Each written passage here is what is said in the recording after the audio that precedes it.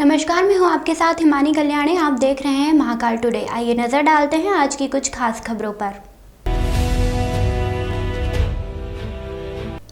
Corona काल के बाद इस वर्ष माध्यमिक शिक्षा मंडल के ऑफलाइन तरीके से बोर्ड परीक्षा करवाने का निर्णय लिया गया है, जिसके तहत उज्जैन जिले में 79 केंद्रों पर 12वीं के 16,000 से अधिक विद्यार्थी परीक्षा देंगे। कोरोना गाइडलाइन के तहत थर्मल स्क्रीनिंग और मास्क पहने हुए छात्र छात्रों को ही प्रवेश दिया जाएगा। कोरोना काल के बाद से इस बार माध्यमिक शिक्षा मंडल ऑफलाइन तरीके से बोर्ड परीक्षा करवा रहा है। इसके बाद आज से 12वीं की परीक्षाएं शुरू हुई, जिसके तहत विद्यार्थियों को 9:30 बजे प्रवेश दिया गया।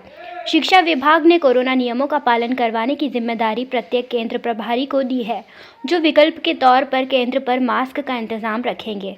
थर्मल स्क्रीनिंग और बगैर मास्क के किसी भी विद्यार्थी को सेंटर में प्रवेश नहीं दिया गया। उज्जैन जिले के 76 केंद्रों पर 12वीं के 16,829 विद्यार्थी परीक्षा दे रहे हैं। विभाग ने थर्मल स्क्रीनिंग में बच्चा असामान्य दिखाई या बुखार की हरारत लगने पर उसके लिए अलग से परीक्षा कक्ष का इंतजाम किया गया है। जिला शिक्षा अधिकारी आनंद शर्मा के अनुसार 10वीं और 12वीं कक्षा के विद्यार्थी 76 केंद्रों पर परीक्षा दे सकेंगे। जिले में 10वीं के बोर्ड परीक्षा के लिए कुल 82 केंद्र बनाए गए हैं, जिन पर बोर्ड के नियमित व प्राइवेट परीक्षार्थियों के साथ वोकेशनल कोर्स के विद्यार्थी भी परीक्षा देंगे। जिले भर में 10 अति संवेदनशील सेंटर हैं, जहां कलेक्टर के प्रतिनिधि मौजूद रहेंगे। वहीं शिक्षा विभाग के साथ प्रशासन द्वारा बनाए गए 10 जिले भर के सेंटरों पर आकस्मिक निरीक्षण कर नक्सलियों को सबक सिखाएंगे। चिमनगंज थाना पुलिस ने 5 आरोपियों से 41 किलो गांजा जब्त किया है, जबकि एक आरोपी भागने में सफल हुआ है। मामले में पुलिस आरोपियों से पूछताछ कर रही है। गुरुवार को पुलिस कंट्रोल रूम पर एएसपी आकाश भूरिया ने प्रेस कॉन्फ्रेंस ली, जिसमें चिमनगंज थाना पुलिस द्वारा गांजा तस्करों पर की गई कार्यवाही का खुलासा किया। एएसपी ने बताया कि कालीपुरा रोड स्थित तिरुपति रिवेन्यू से धर्मेंद्र उर्फ छोटू और छत्तीसगढ़ के रहने वाले दुर्गेश को 20 किलो गांजे के साथ गिरफ्तार किया गया है, जबकि सुनील चना निवासी इंदौर गेट फरार हो गया। आरोपी घर से ही गांजा बेचते थे। सुनील चना पर पूर्व में गांजा तस्करी प्रकरण दर्ज है। उसका परिवार भी गांजा तस्करी में लिप्त है। ऐसे शीतल पैलेस कॉलोनी से जोगेंद्र निवासी चिमनगंज, पंचम निवासी छत्तीसगढ़ और इसरार निवासी तराना को 21 किलो गांजे के साथ गिरफ्तार किया है। एडिशनल एसपी आकाश भूरिया ने बताया कि सभी आरोपियों को कोर्ट में पेश कर रिमांड पर मांगा गया है। गांजे की चेन के बारे में पूछताछ की जा रही है।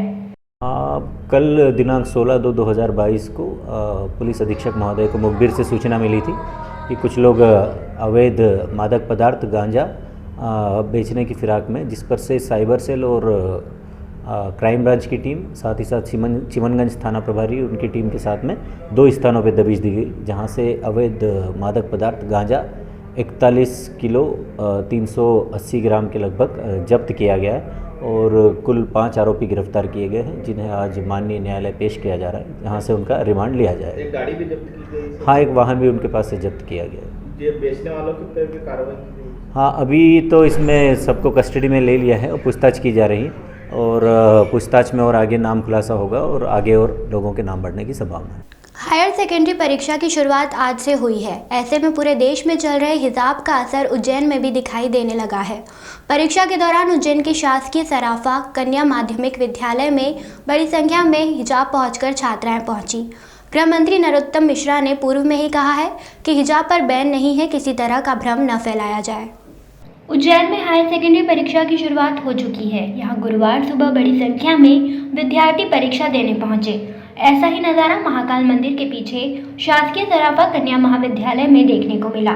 यहाँ विद्यालय में छात्राओं के साथ कई मुस्लिम समाज की छात्राएं भी हिजाब पहनकर परीक्षा देने पहुंची। उज्जैन शहर के कई स्कूलों में मुस्लिम समाज की छात्राएं अध्ययन कर रही हैं। ऐसे में पूरे प्रदेश में चल रहे इस मामले को लेकर युवतियां भी हिजाब पहनकर परीक्षा देने पहुंची। हालांकि मध्य प्रदेश के गृह मंत्री नरोत्तम मिश्रा ने कहा कि प्रदेश सरकार पहले ही स्पष्ट कर चुकी है कि हिजाब पर बैन को लेकर किसी भी तरीके का प्रस्ताव विचाराधीन नहीं है और लोगों से अपील है कि प्रदेश में किसी तरह का भ्रम न फैलाएं। पूरे देश में प्रवासी मजदूरों को उचित मूल्य पर गैस सिलेंडर सुविधा के साथ मिले, इसके लिए भारत सरकार और राज्य सरकार ने FTL योजना शुरू की है। इस योजना के तहत ज़रूरतमंदों को ID प्रूफ या एड्रेस को देखकर ही 5 किलो का सिलेंडर मिल सकेगा। उज्जैन जिले के करीब 793 उचित मूल्य की दुकान पर यह सुविधा उपलब्ध कराई गई है। पूरे देश भर में हॉस्टल में रहने वाले छात्र छात्राओं, बाहर से काम करने आने वाली लेबरों और छोटी दुकानों पर व्यावसायिक गैस सिलेंडर का उपयोग करने की महती योजना का शुभारंभ भारत सरकार राज्य सरकार ने किया है। FTL योजना की शुरुआत विवेकानंद उपभोक्ता भंडार पर आज से की गई है। इसमें उन उपभोक्ताओं को शामिल किया गया है जो काम करने के लिए बाहर आते जाते हैं। वहीं हॉस्टल में पढ़ाई करने जो छात्र छात्राएं आती हैं, उनको सुगमता से कम दामों पर सिलेंडर मिले। उज्जैन जिले की करीब 793 उचित मूल्य की दुकानों पर यह योजना शुरू की गई है। उज्जैन के इंदौर गेट स्थित विवेकानंद उचित मूल्य की दुकान पर सबसे पहला सिलेंडर महेश चंद्र को दिया गया। महेश चंद्र मजदूरी करते हैं और शाम को घर जाकर चूल्हे पर खाना बनाते हैं। जिला खाद्य अधिकारी मोहन मारू ने बताया कि कई उपभोक्ताओं के पास गैस कनेक्शन नहीं होते हैं। हॉस्टल में पढ़ने वाले, सड़कों पर काम करने वाले प्रवासी मजदूरों के पास गैस कनेक्शन नहीं होता है, जिसकी वजह से गैस नहीं मिल पाती है। भारत सरकार और राज्य सरकार की इस योजना से FTL 5 किलो का सिलेंडर एड्रेस और ID प्रूफ देकर सिलेंडर मिल सकेगा। 5 किलो का पोर्टेबल गैस सिलेंडर जब भी व्यक्ति जमा करने आएगा, उसकी जमा राशि वापस की जाएगी। उचित मूल्य पर दुकानों पर IOC की गैस एजेंसियों के द्वारा सिलेंडर उपलब्ध करवाए जाएंगे। उज्जैन के विवेकानंद उपभोक्ता भंडार इंदौर गेट को महाकाल गैस एजेंसी के लीडरशिप दिया गया है। उपभोक्ता भंडार पर MOU भी साइन किया जा रहा है। इस योजना के माध्यम से प्रत्येक उपभोक्ता भंडार संचालक को 45 रुपये का कमीशन दिया जाएगा। कई उपभोक्ताओं के पास गैस कनेक्शन नहीं होता है। कुछ बच्चे हॉस्टल्स में पढ़ने आते हैं या विद्यार्थी हैं, हॉस्टल में रह के अपने पढ़ाई कर रहे हैं। कुछ मज़दूर हैं जो बाहर से आके, जैसे कंस्ट्रक्शन हो रहा है, 4 लेन रोड बन रहे हैं, उस पर बाहर के लेबर्स आती है, उनके पास गैस कनेक्शन नहीं होता है। और उनको गैस कनेक्शन नहीं होने से गैस सिलेंडर, घरेलू डोमेस्टिक हो या कोई अन्य सिलेंडर प्राप्त करने में बहुत कठिनाई होती है। तो भारत सरकार और राज्य सरकार की एक योजना है कि FTL 5 किलोग्राम का सिलेंडर है, वो अपने एक एड्रेस प्रूफ देकर या कोई ID एक देकर वो अपना 5 किलो का सिलेंडर एक बार में प्राप्त कर सकता है। उसका निर्धारित दरें हैं और जब वो वापस उसको अपना काम होके कहीं जाता है तो वो सिलेंडर वापस उचित मूल्य दुकान पे जमा कर देगा, तो उसकी डिपॉजिट राशि 500 रुपये समथिंग जो है उसको प्राप्त हो जाएगी। और ये 5 kg का है, तो ये पोर्टेबल है। आप कहीं भी अपने खेत खलियान, कहीं मजदूर रह रहा वो ले जा सकता है। हॉस्टल में बच्चे हैं जिनके पास राशि कम है और छोटा सिलेंडर, उनको डायरी नहीं है बड़े की, तो वो इसको तत्काल प्राप्त करके अपना गैस का उपयोग, LPG गैस का उपयोग कर सकते हैं। शहर और ग्रामीण में ऐसे कितने लोगों की लिस्टिंग तैयार की गई? अभी हमारे पास ज़िले में 793 दुकानें हैं, लेकिन हम कोशिश कर रहे हैं कि 28 फरवरी तक हम करीब 100 दुकानों पे इसको शुरू करा दें। और जो हॉस्टल और बाकी जो हमारे एरियाज़ हम आइडेंटिफाई किए जहाँ ज़्यादा लेबर या बच्चे रहते हैं, उनको पहले कर रहे हैं। किनके द्वारा उपलब्ध कराया गया है गैस? उचित मूल्य दुकान को IOC की गैस एजेंसी, जो भी गैस एजेंसी चाहे BPC HPCL हो, वो देंगी। जैसे यहाँ पे हम देख रहे हैं कि विवेकानंद उपभोक्ता भंडार, इस पे हमारे महाकाल इंडियन IOC ने इनको डीलरशिप दिया है, इनको फॉर्मेलिटी किया है, इनके साथ MOU किया है और ये इनको देंगे और ये उपभोक्ता को विक्रय करेंगे। और विक्रेता जब इसको बेचेगा तो उसके साथ उसको 45 रुपये विथ GST उसको कमीशन भी मिलेगा।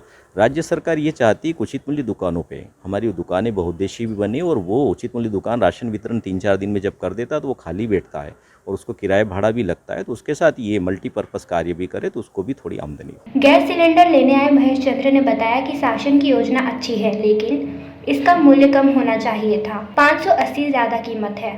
शासन की योजना अनुसार उपभोक्ता को देना है तो क्या नाम से इसका कम से कम मूल्य क्या नाम से 5 किलो में कम से कम बाजार मूल्य से कम होना चाहिए, तो ही क्या नाम से इसका वो प्रोजेक्ट होएगा। क्या लगा आपको ये लेकर? तो ठीक है, अभी क्या 580 थोड़ी ज़्यादा कीमत लगती है क्या? उज्जैन में इन दिनों एक दंपत्ति का आपसी विवाद तूल पकड़ता जा रहा है। दोनों के बीच हुए विवाद के बाद अब दोनों एक दूसरे के खिलाफ मोर्चा खोल चुके हैं। उज्जैन की मेली गली निवासी अनाम ने अपनी कथित पत्नी पर गंभीर आरोप लगाते हुए कहा कि शिरीन पर शहर के थानों में धोखाधड़ी व ठगी के आधा दर्जन केस दर्ज हैं, जिसमें वह आरोपी है। दरअसल मामला ये है कि उज्जैन के मेली गली निवासी अब्दुल अनाम शेख द्वारा एक महिला पर गंभीर आरोप लगाए गए हैं। अनाम शेख का कहना है कि महिला शिरीन उर्फ शबाना हुसैन एक ठग महिला है। इस महिला के खिलाफ उज्जैन जिले में करीब 4 से अधिक केस दर्ज हैं। इस महिला ने कई शादियां की हैं। यह महिला रुपए ऐंठने के लिए सीधे व भोले भाले लोगों को अपने जाल में फंसाती है, उसके बाद ब्लैकमेल करके शादी करती है। ठग महिला अब तक लोगों से लाखों रुपए ऐंठ चुकी है। इस ठग महिला द्वारा मानव अधिकार व पत्रकारिता का फर्जी कार्ड बनाकर लोगों को डराया धमकाया जाता है। धोखाधड़ी व ठगी के मामले में महिला जेल जा चुकी है। जेल से बेल पर आने के बाद अब इस महिला ने फिर से ब्लैकमेलिंग का काम शुरू कर दिया है। सभी लोग शिरीन उर्फ शबाना हुसैन नाम की इस महिला से सतर्क रहें, अलर्ट रहें। अब्दुल अनाम शेख का कहना है कि वह भी ब्लैकमेलिंग का शिकार हुआ है। उसी के बयान पर महिला को जेल हुई है। अब महिला फिर से उसे ब्लैकमेल कर रही है। आरोपी महिला शिरीन उर्फ शबाना हुसैन के खिलाफ अब्दुल अनाम शेख ने खोला मोर्चा।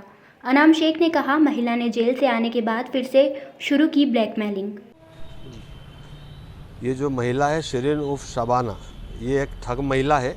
पूर्व में भी इसके ऊपर 3-4 थानों में केस दर्ज है ठगी के और ब्लैकमेलिंग के। इस महिला ने मुझको ब्लैकमेल किया है और ब्लैकमेलिंग के माध्यम से मुझसे निकाह किया महिला थाने के अंदर। और ये कभी शिरीन हुसैन के नाम से चलती है, कभी शिरीन यादव के नाम से और शबाना यादव के नाम से चलती है। इसके पास आईडी है। इनके ऊपर 3-4 थानों के अंदर प्रकरण दर्ज है, जिसमें एक नागजरी थाने में है, उसमें मेरा कथन है। उसी के आधार पे ये मेरे ऊपर झूठे ब्लेम लगा रही है। और आपको ब्लैकमेल किया जा रहा है? मेरे को ब्लैकमेल करती है ये। किस तरह से? ये पैसे मांगती है और डराती धमकाती है मेरे को ये। इसके अलावा और भी किस प्रकार से इसके फ्रॉड आपके सामने आए हैं? इसके सब ठगी के मामले हैं और 2-3 शादियां कर रखी है इसने पहले भी। और फर्जी आईडी, पत्रकार की आईडी बना करके घूमती थी और मानव अधिकार का नाम लेकर के लोगों को चमकाती थी। वहीं दूसरी तरफ महिला शिरीन खुद अनाम के खिलाफ प्रेस वार्ता कर गंभीर आरोप लगा रही है। लाल मस्जिद चौराहा मेली गली बहादुरगंज के अनाम युवक ने 4 साल पहले फेसबुक पर हुई दोस्ती और लालच के चलते प्रेम कहानी में तब्दील कर दिया। यौन उत्पीड़न के बाद शिकायत होने से पुलिस की समझाइश पर निकाह किया गया था। शिरीन ने आरोप लगाया कि बीमारी के नाम पर मुझसे करीब 22 लाख रुपए नकद तथा 12 लाख का चेक और मेरे पुश्तैनी हीरे जवाहरात के जेवरात का डिब्बा कुल लगभग 50 लाख रुपए तथा मेरे पिता के द्वारा दिए गए मकान की रजिस्ट्री तथा 2 अन्य प्लॉट की मूल रजिस्ट्री यह कह के हथिया ली कि तुम यहाँ पर अकेली रहती हो, इसे मैं अपने लॉकर में रखवा दूंगा। इस तरह मुझे कंगाल कर दिया गया। धोखाधड़ी व ठगी के आधा दर्जन केस में आरोपी महिला शिरीन उर्फ शबाना हुसैन के खिलाफ अब्दुल अनाम शेख ने खोला मोर्चा। अनाम शेख ने कहा, महिला ने जेल से आने के बाद फिर से शुरू की ब्लैकमेलिंग। मेरे घर में मैं अकेली रहती थी, मेरा पति अनाम रहता था, बस हम दोनों ही रहते थे। उसके अलावा मेरे माँ बाप ने मेरे से बातचीत बंद कर दी थी, क्योंकि मैंने मोमेडियन में अलग समाज से शादी करी थी और उनको मालूम पड़ गई वो बात, तो उन्होंने 6-7 महीने मेरे से बिल्कुल बातचीत बंद रखी। और उसी पीरियड में अनाम ने देखा कि इसके घर से बातचीत नहीं और सारी प्रॉपर्टी और सारे जेवर इसका था, तो यही बोलता था कि तुम्हारी किडनी फेल हो चुकी है, डॉक्टर्स की रिपोर्ट है, तुम्हारी किडनी डैमेज हो चुकी है, तुम्हें गला का कैंसर है, तुम खा नहीं सकती, ये नहीं कर सकती, ये दवा लगेगी, तुम्हें ये इंजेक्शन लगेगा। मुझे इस टाइप से रखा। जब भी मैं उसके खिलाफ जाने की कोशिश करूँ, थाने जाऊँ या किसी से भी, मेरी सारी सहेलियों को भी उसने नए घर में बुलाना बंद कर दिया था। किसी से भी नहीं मिलना, क्योंकि हम एक मुस्लिम खानदान के हैं और अब तुम मेरी बहू यानी बीवी हो और इस घर की बहू हो, तो तुम किसी से भी बातचीत नहीं रखो। चेन्नई के तमिलनाडु में धर्म परिवर्तन के दबाव में परेशान होकर आत्महत्या करने वाली लावण्या और उसे न्याय दिलाने के लिए आंदोलन करने वाली एबीवीपी की राष्ट्रीय अध्यक्ष निधि को हिरासत में लेने को लेकर गुरुवार को उज्जैन में अखिल भारतीय विद्यार्थी परिषद ने विरोध प्रदर्शन कर सीएम स्टालिन का पुतला जलाया। गुरुवार सुबह बड़ी संख्या में अखिल भारतीय विद्यार्थी परिषद के छात्र छात्राएं टावर चौक पर जुटे। विद्यार्थियों ने तमिलनाडु में लावण्या सुसाइड मामले को लेकर नारेबाजी की।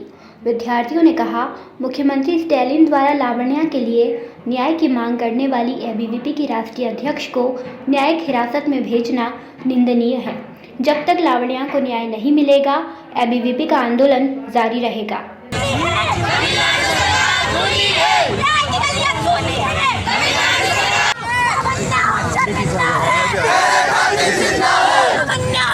भैया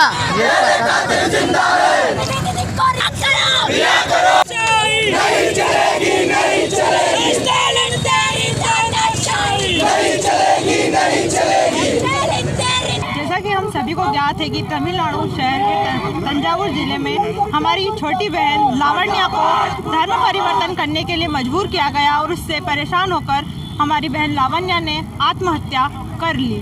जब इसका विरोध हमारी सुश्री निधि त्रिपाठी दीदी द्वारा किया गया तो उन्हें भी गिरफ्तार कर लिया गया। लानत है जिस ऐसी सरकार पर जो हमारी छोटी सी बहन लावण्या की आत्महत्या पर भी चुप है। हम उनसे पूछना चाहते हैं कि वो मौन क्यों है, आज उसे न्याय क्यों नहीं मिल रहा है। तो आज हमने अपनी लावण्या बहन के लिए न्याय के लिए ये पुतला दे। उज्जैन के महाकाल मंदिर में राजाधिराज बाबा महाकाल की भस्म आरती भस्म रमाकर की गई। बाबा का जलाभिषेक कर श्रृंगार के बाद श्री पंचायती महानिर्वाणे अखाड़े के प्रतिनिधि ने बाबा को भस्म अर्पण की। भस्म आरती के दौरान बाबा का आकर्षक श्रृंगार किया गया। धार्मिक नगरी उज्जैनी में विश्व प्रसिद्ध बाबा महाकाल के दरबार में प्रतिदिन होने वाली बाबा महाकाल की भस्म आरती तड़के 4 बजे की गई। महाकाल के गर्भगृह में आज तड़के बाबा महाकाल की भस्म आरती की गई। यहाँ बाबा महाकाल का आकर्षक और नयनाभिराम श्रृंगार किया गया। श्रृंगार के पश्चात बड़े हर्षोल्लास के साथ बाबा की भस्म आरती की गई। ऐसी मान्यता है कि बाबा महाकाल की एक झलक पाने से हर व्यक्ति विशेष हो जाता है। नित्य प्रतिदिन होने वाली भस्म आरती में बाबा महाकाल का पंचामृत अभिषेक हुआ, अर्थात दूध, दही, घी, शक्कर एवं शहद से बाबा को नहलाया गया। उसके बाद चंदन का लेपन कर सुगंधित द्रव्य चढ़ाए गए और बाबा को भांग और सूखे मेवे से श्रृंगारित किया गया। इस बीच पंडितों द्वारा मंत्रोच्चारण किए गए, फिर बाबा को वस्त्र ओढ़ाकर भस्म रमाई गई।